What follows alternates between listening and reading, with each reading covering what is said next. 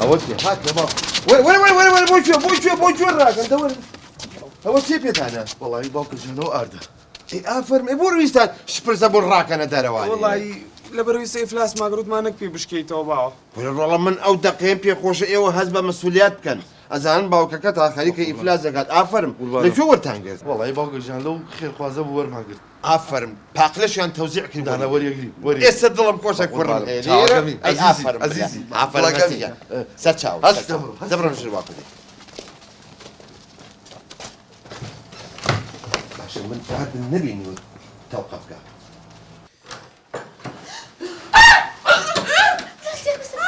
باكل ما وصل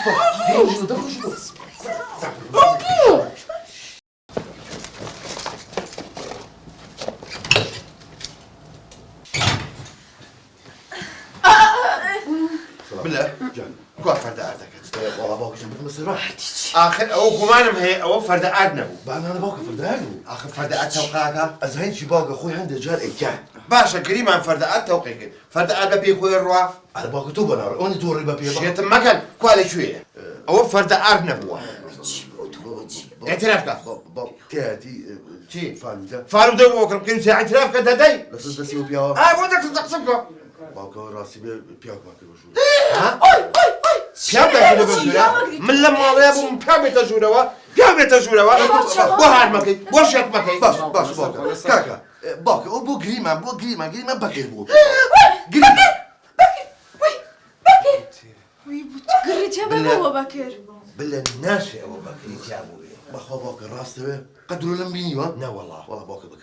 دبون بين نجار بايا كم شت قبي بكم بلوتي الا بنابي قرتين اخي باكل جنبولوتي يا اخي ويدورج كبهار قول حسا بوني نكت باكل ناحت تجربه وان بدوسنو كون ابو بكر بو بين بابي كوبيان وين باكر كنا درو السلام عليكم. عشان عيبناك الى الرؤيه بيت مالي من ها بالله هذه اول شيء بالله هذه يباوكم سيبته او ما بينك. حاشا دروك برجر باو بالنا كما ترى لا تجي داك كاكا تجي انا باكل سياره يقول او باني كروشتم اي بيمنوتي يسمو له كاميرا تقدر ما مو زي توا اي شون اي باكل جنده توزع يا اخي قصتها النكر دوا باكل سيدي ما قال لك الرزق حلمت من راسه خاله بكر دروزناك وندري طبعا داوي ابو النكر شان سريس كان خلطي يقولوا زرير يا ولته اي طبعا والله باكل او جنبوا يا اخوي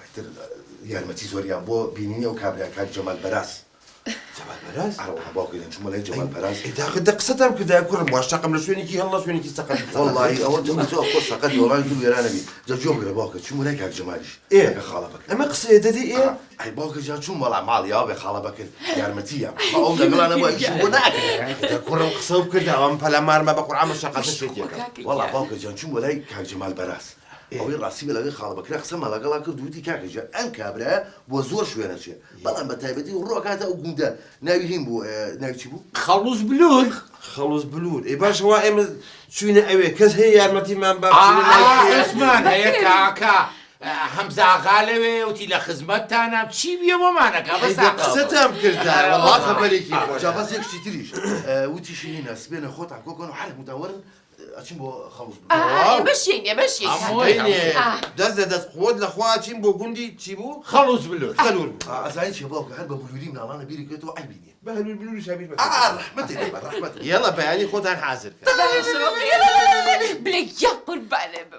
خوام خوشي ما يتيني